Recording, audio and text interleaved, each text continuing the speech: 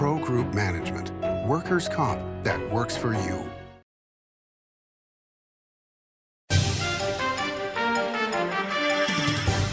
Welcome to Nevada Newsmakers on the broadcast today, part 2 of my interview with entertainment lawyer John Mason. He's got a new book out called Crazy Lucky. He is here for the whole show on an all-new Nevada Newsmakers. Rev it up during the $250,000 Cash and Wheels Guaranteed giveaways at Carson Valley Inn. Thousands in cash and free play every Thursday and Saturday. Drive away with a 2025 Ford Bronco or $45,000 guaranteed. Rev it up at the Carson Valley Inn. Save money and take transit. Did you know you can ride the bus all day for less than what it would cost you for a gallon of gas? Plan your trip now by going to rtcwashoe.com. Like a traditional handmade basket, retail is woven into the fabric of life in Nevada. From big box to mom and pop, retail supports our communities in countless ways. Jobs for the disabled, team uniforms for kids, help for the elderly, and so much more. Retail employs over 1 in 10 workers. Retail supports Nevada, and we support retail. RANNV.org. A power line is more than a power line. It's maintaining the bottom line for small businesses. It's keeping the assembly line moving for our workforce. For our brightest minds, it's meeting a deadline. It's on the front line with our heroes. And on the sidelines of the biggest games. It's a direct line to our loved ones. And it's a lifeline for the most vulnerable. There's a lot on the line.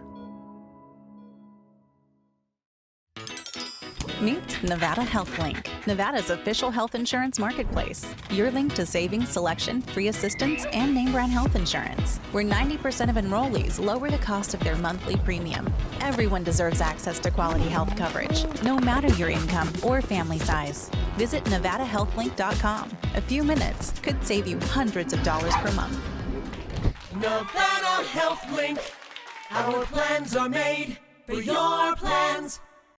This is Nevada Newsmakers with host Sam Shad, a no-holds-barred political forum. Now, from the Nevada Newsmakers broadcast headquarters, here is Sam Shad.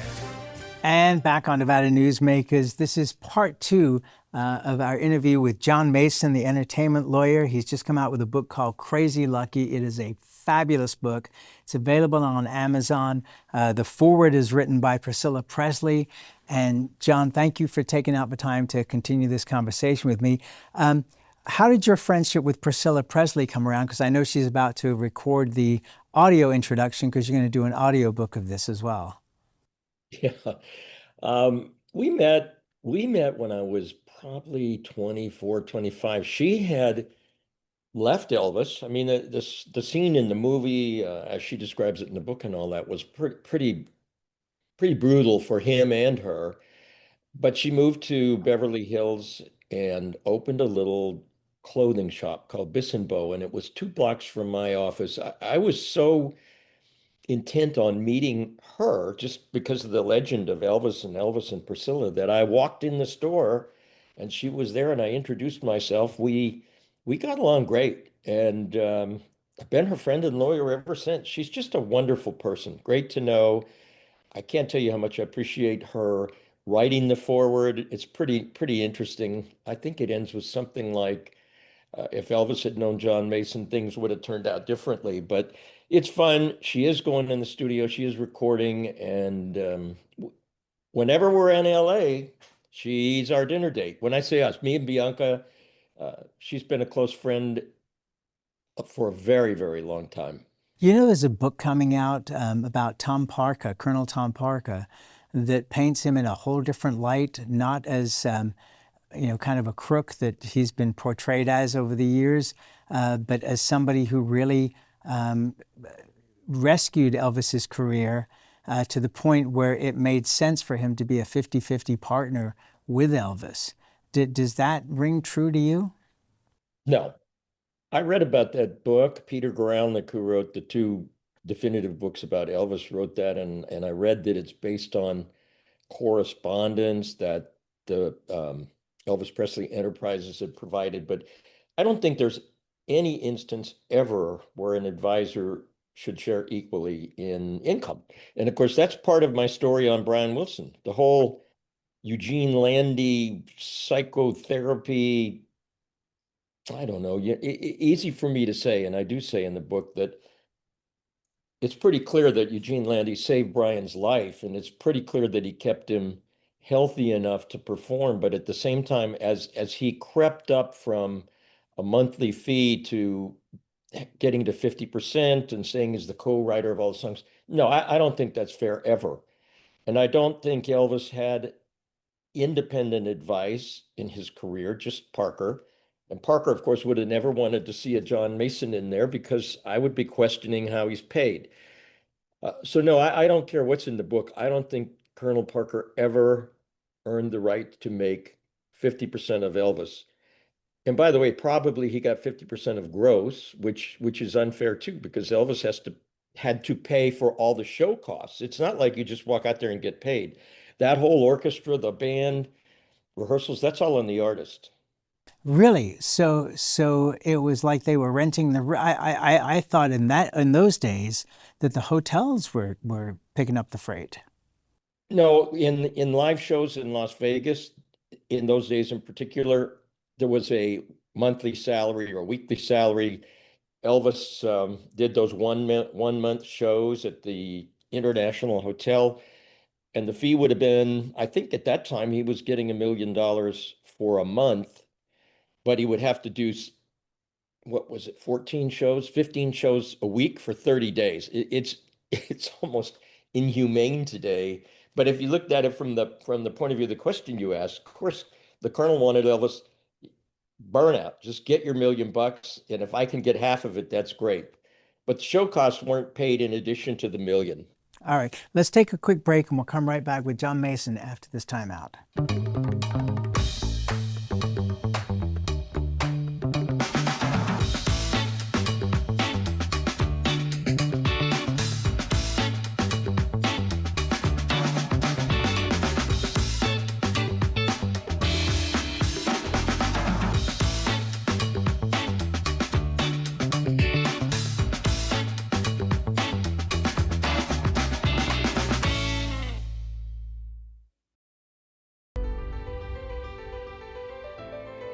Welcome to Story County, where history meets innovation, and a pioneering spirit continues to shape our future. At the heart of the Tahoe Reno Industrial Center, we power the future with global leaders in technology and manufacturing, driving progress that reaches far beyond our county lines. From advanced manufacturing to tech innovation, our industries are creating thousands of quality careers, fueling a vibrant economy that benefits every Nevadan. But it's more than just growth. Our community is our foundation, supporting families, empowering local initiatives, and creating a place where everyone belongs.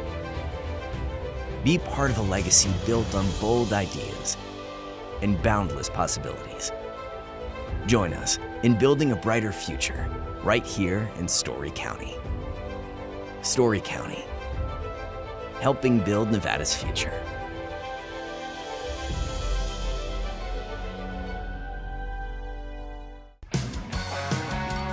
It's a good time to eat. It's a good time to play. It's a good time to win. Ooh, your good times at Tamarack.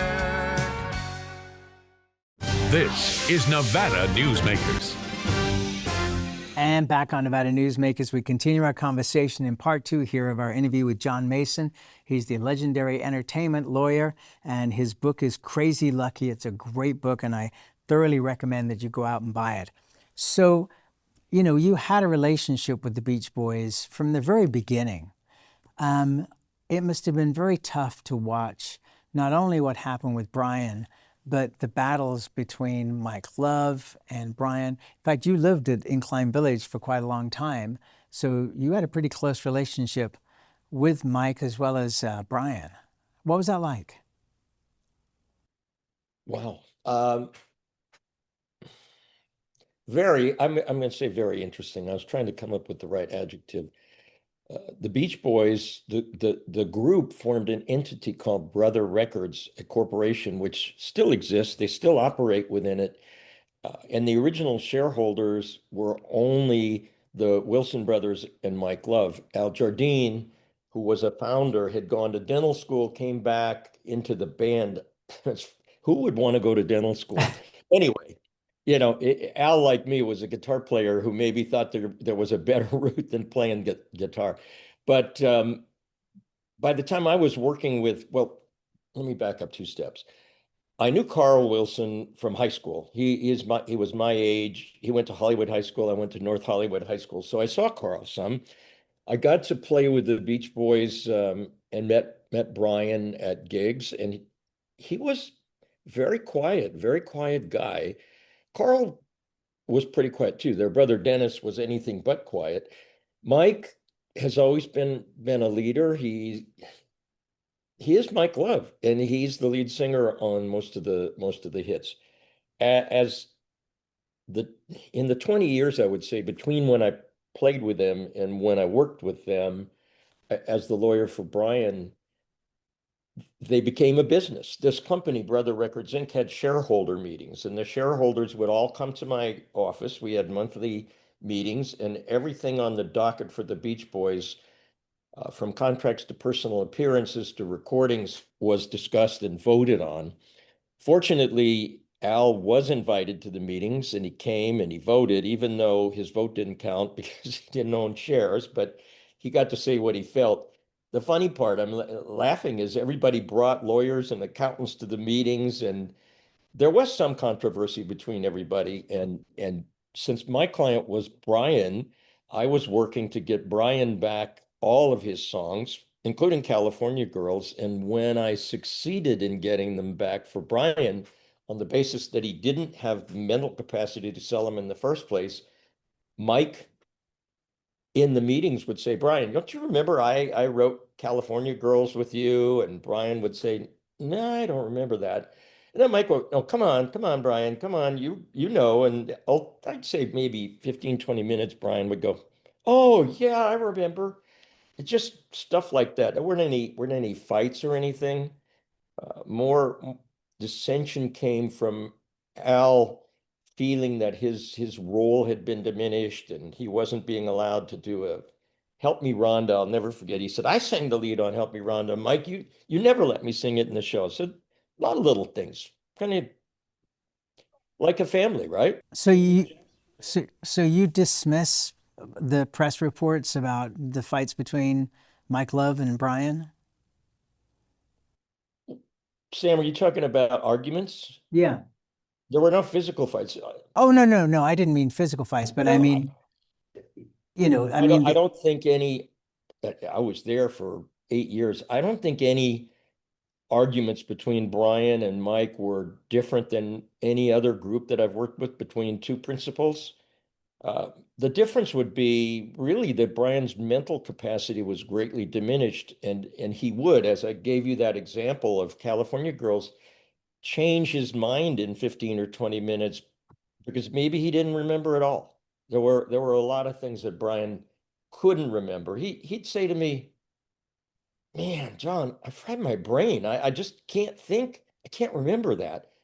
So that kind of controversy was just more Mike being Mike and Brian not getting it. And there were no fights, no fight that I ever saw between those two. One of the things that has been very interesting to watch over the last decade or more now is artists selling their music rights and for very large amounts of money. And I'm thinking that Bob Dylan may have been one of the first to have done that, but they have realized vast amounts of money from this. Did that surprise you that A, the artists will be willing to do that, and B, the value of those rights? It didn't surprise me, Sam, because I saw it coming. 2013, 2014, when we saw that artists would be able to terminate their contracts legally. And again, I started with the recognition that those contracts were grossly unfair. the Congress on the tax side enabled artists to sell intellectual property with only a capital gains tax rate. So if you're converting from a business point of view, income that would be taxed at 40% to cash that's taxed at 20%, there's a huge tax savings in it.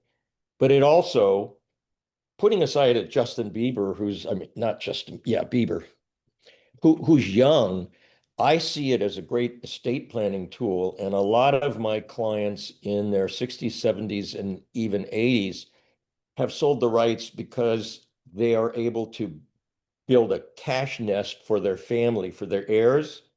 And in many cases, the heirs couldn't run the business anyway. So this intellectual property value for people like Bob Dylan or Neil Diamond or, you know, in my case, Bob Gaudio with Frankie Valli and the Four Seasons is a way to capitalize on the success decades and decades and decades after the initial success.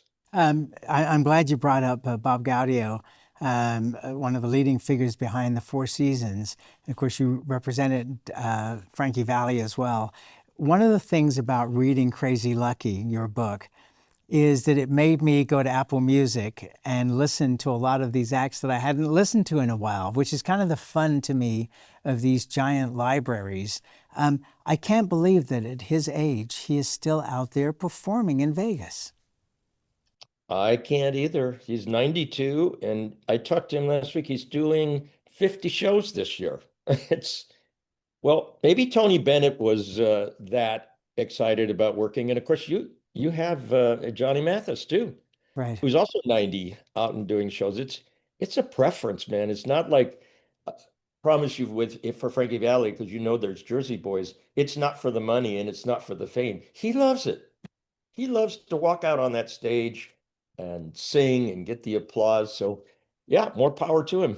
And Jersey Boys needs a home in Vegas. They tried it at the Orleans after it came off the Strip, and for whatever reason it was shut down. But that is a wonderful show. In fact, I love Clint Eastwood, but I enjoyed the live version of that show more than I enjoyed the movie. So did Frankie and Bob. Yes, I'm sure. Well, it was just very dark. It was, I don't know. Yeah. Like I Well, said, that was Clint's vision. And in order to get the rights, he made us agree that he had creative control. And everybody regrets that, but it was done. Well, and he is such a multi-talented person beyond the directing and the acting, also scoring music for shows. But, you know, it is what it is. The reverse of this artist selling their intellectual rights is Taylor Swift. I mean, have you ever seen anything in your entire career like the trajectory of this woman and her success and this Eras tour and everything that goes along with it? Her fight with the publisher to get the rights back to her music and re-recording albums so that they would be under her aegis, not the promoter's aegis. What did you make of all that?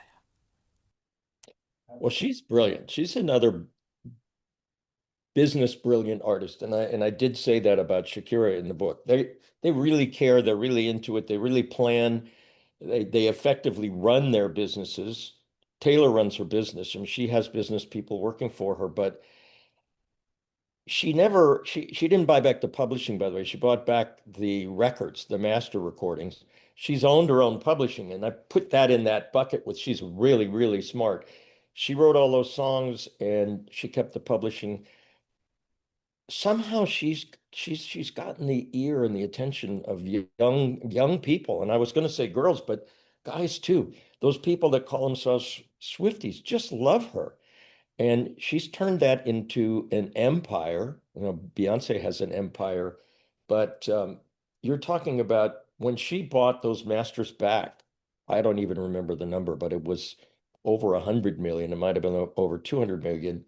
She did it because she wanted to own them. Because I think her fans like the re-recorded versions that she already owned better, but she owns her own destiny now. She owns everything, the publishing, the records, the shows, the tours. Good for her. You know, my wife and I were in Singapore a little over a year ago when the Eras Tour hit Singapore. And Singapore did a very smart thing. They booked Taylor Swift, I think, for 6 shows in Singapore under the understanding that she could only perform in Southeast Asia in Singapore. And man, I'm telling you, that town was a madhouse of Taylor Swift. It was unbelievable. People from Australia, people from all over coming to see her. That was quite the deal.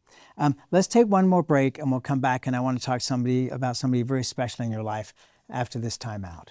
We'll be right back with John Mason, the author of Crazy Lucky, after this time out. Welcome to the Ahern Boutique Hotel, where luxury and warmth come together in the heart of Las Vegas. We take pride in offering a one-of-a-kind experience for both locals and tourists. Join us for handcrafted cocktails and an unforgettable experience. Joel's Chop House, the perfect place to savor views of the Las Vegas Strip. Satisfy your cravings at the Ahern Chocolate Shop. No smoking, no resort fees, and the parking is always free. The Ahern Luxury Boutique Hotel is your home away from home. The trucking industry is the most resilient link in the supply chain, moving 95% of our freight in the Silver State. And while essential, the road isn't always smooth. Supply chain disruptions, rising fuel costs, and unrealistic rules and laws that hamper our ability to serve our customers and country. Our prosperity and every sector of the economy, manufacturing, mining, medicine, and food from farm to table, is tied to trucks. There's nothing without trucking. You're in trouble with the law. It's easy to think you'll lose everything, but there is hope. I'm Attorney Orrin Johnson. Your first step is to hire a serious attorney with the experience to successfully navigate the legal system for you. Sometimes hope means addiction treatment instead of jail, and making sure you're treated fairly. Sometimes hope means fearless trial attorneys who will stand up to the government when they get it wrong. Call or text Orrin Johnson Law. We'll make a plan. You'll take back your life.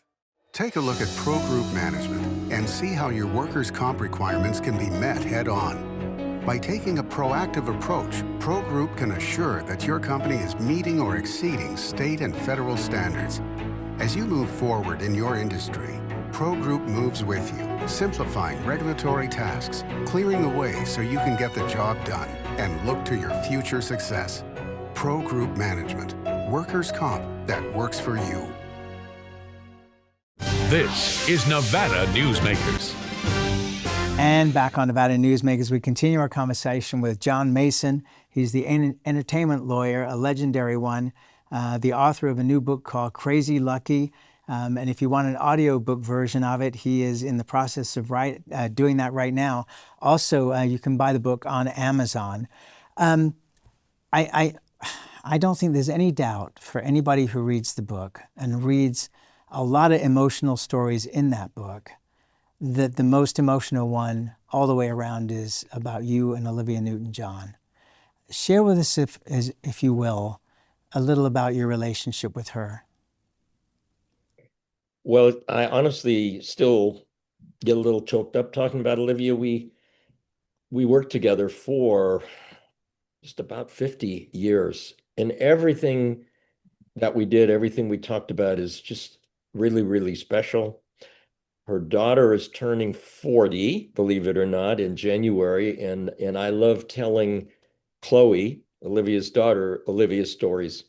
When I met Olivia in 1973, she was that young, sweet Australian girl who's actually English, but she was performing at the Metropolitan Opera House, and I just like everybody thought she was incredibly beautiful and charming, and I couldn't wait to meet her. And I went to the Met, and back in those days, I got that all-access pass and went to her dressing room and knocked on the door, and she was so nervous about the show, she just grabbed the trash can and threw up. And I said, "See you later," and got out of there. But I'm talking about what a change in career and person, from the nervous girl from Australia who won a talent contest to go to England and then got to perform with Cliff Richard, who really helped through.